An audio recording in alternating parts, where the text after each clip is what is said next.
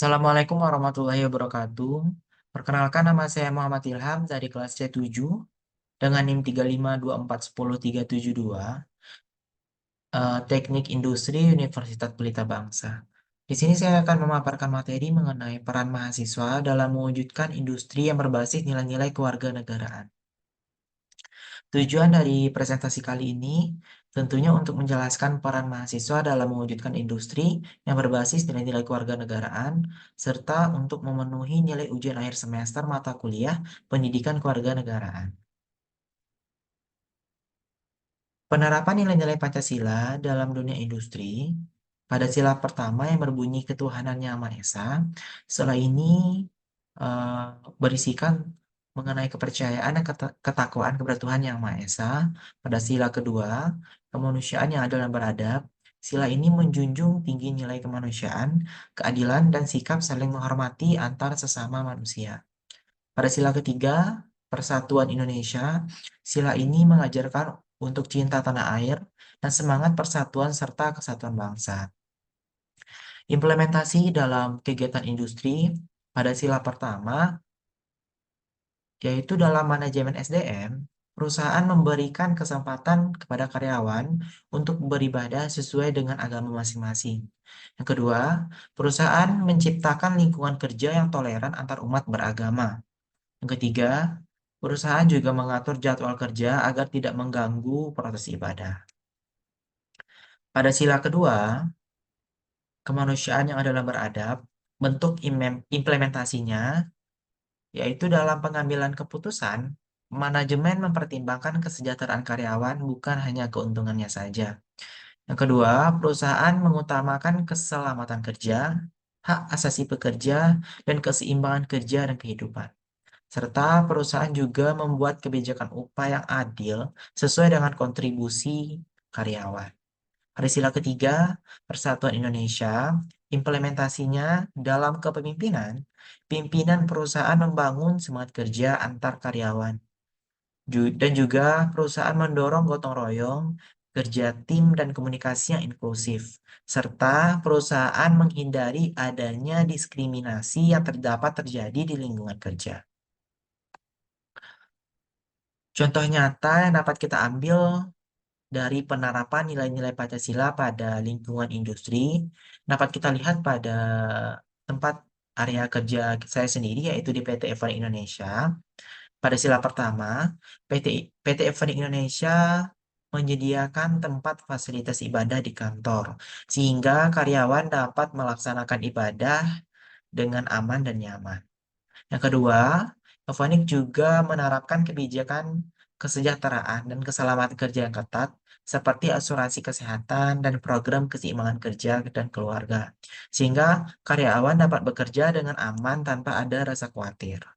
Yang ketiga, Evonik juga mengadakan program team building lintas divisi yang melibatkan seluruh karyawan dari berbagai latar belakang. Program ini dapat memperkuat rasa persatuan dan kebersamaan antar karyawan. Demokrasi dan tanggung jawab sosial industri, prinsip demokrasi ekonomi menurut Undang-Undang Dasar 1945 Pasal 33 menegaskan prinsip demokrasi ekonomi di Indonesia. Inti utamanya pada ayat pertama, perekonomian disusun sebagai usaha bersama berdasar atas asas kekeluargaan. Pada ayat kedua, cabang-cabang produksi yang penting bagi negara dan yang menguasai hajat hidup orang banyak dikuasai oleh negara. Pada ayat ketiga, bumi, air, dan kekayaan alam yang terkandung di dalamnya dikuasai oleh negara dan dipergunakan sebesar-besarnya untuk kemakmuran rakyat. Pada ayat keempat, perekonomian nasional diselenggarakan berdasarkan demokrasi ekonomi dengan prinsip kebersamaan, efisiensi berkeadilan, berkelanjutan, berwawasan lingkungan, kemandirian, serta menjaga keseimbangan, kemajuan, dan kesatuan ekonomi nasional. Jadi dari Undang-Undang Dasar 1945 Pasal 33 dari ayat 1 sampai 4 dapat simpulkan, prinsip demokrasi ekonomi menekankan bahwa kegiatan ekonomi tidak boleh hanya mengejar keuntungan segelintir orang saja, tetapi harus membawa kesejahteraan sebesar-besarnya bagi rakyat, dilakukan secara adil, beretika, dan berkelanjutan. Kaitannya dengan CSR atau Corporate Social Responsibility, yang mana CSR sendiri adalah perwujudan tanggung jawab sosial perusahaan kepada masyarakat dan lingkungan.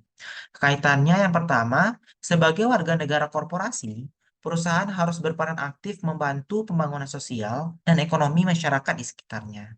Yang kedua, CSR selaras dengan prinsip demokrasi ekonomi pasal 33 karena menunjukkan bahwa perusahaan tidak hanya mengejar laba, tetapi juga memperhatikan kepentingan masyarakat luas, keadilan sosial, dan kelestarian lingkungan. Melalui CSR sendiri, perusahaan ikut mewujudkan kesejahteraan umum sebagaimana diamanatkan konstitusi. Contoh perusahaan yang menerapkan CSR dapat dilihat pada PT Unilever Indonesia dengan program Unilever Sustainable Living Plan. Bentuk CSR-nya yaitu edukasi kebersihan, sanitasi, pengelolaan sampah plastik, pemberdayaan usaha kecil atau warung, serta pelatihan wirausaha untuk masyarakat. Program ini membantu meningkatkan taraf hidup masyarakat sekitar dan mendukung pelestarian lingkungan yang sejalan dengan prinsip demokrasi ekonomi. Tantangan globalisasi terhadap identitas nasional dan industri lokal. Dalam mempertahankan identitas bangsa, ada beberapa tantangan yang harus kita hadapi. Yang pertama, globalisasi pasar. Produk luar negeri masuk dengan harga bersaing, mempengaruhi minat konsumen terhadap produk lokal. Standar global sering menuntut adaptasi yang kadang menekan ciri khas lokal. Yang kedua, tekanan efisiensi dan teknologi. Industri sering harus memilih teknologi, desain, dan bahan baku yang praktis, meski kurang mempresentasikan nilai lokal dan budaya. Yang ketiga, budaya kerja dan nilai asing. Pengaruh budaya luar atau pengaruh budaya kerja luar kadang menggeser etos kerja gotong royong atau nilai kebersamaan yang menjadi ciri khas Indonesia. Yang keempat, kurangnya kebijakan perlindungan.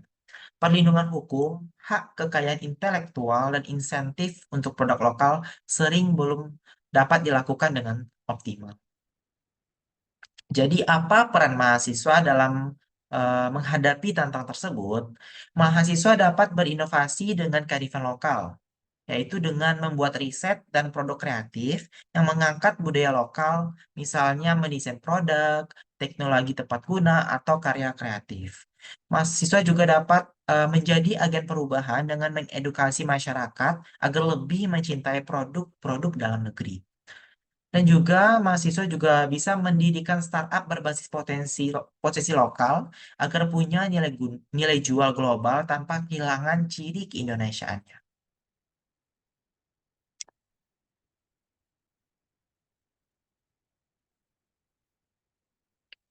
Dari presentasi kali ini dapat disimpulkan bahwa nilai kewarganegaraan tidak harus dipisahkan dari dunia profesional.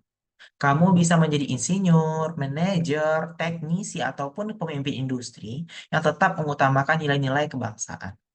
Daya saing global tidak harus mengorbankan identitas bangsa. Justru, keunikan identitas lokal bisa menjadi nilai tambah yang membedakan produk Indonesia di pasar dunia. Sebagai mahasiswa, saya percaya bahwa menjadi profesional di bidang industri bukan berarti harus meninggalkan nilai-nilai kebangsaan. Justru di tengah derasnya arus globalisasi, saya punya tanggung jawab untuk membawa semangat Pancasila ke ruang kerja. Saya ingin bekerja dengan jujur, menghormati perbedaan, menjunjung tinggi gotong royong, dan menghadirkan inovasi yang berpijak pada potensi bangsa sendiri. Lewat pengetahuan dan keahlian yang saya pelajari hari ini, saya berharap suatu saat bisa membangun industri yang bukan hanya maju dan berdaya saing, tetapi juga adil, peduli lingkungan, dan bermanfaat bagi masyarakat. Dengan begitu, saya bukan sekedar pekerja, tetapi saya adalah warga negara yang yang menjaga jati diri bangsa di tengah persaingan dunia.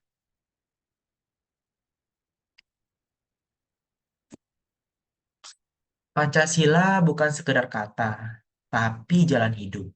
Jadikan dia pelita di hati, arah di pikiran, dan nyata dalam tindakan. Sekian materi yang dapat saya sampaikan. Mohon maaf apabila ada kesalahan kata dan kalimat. Terima kasih. Assalamualaikum warahmatullahi wabarakatuh.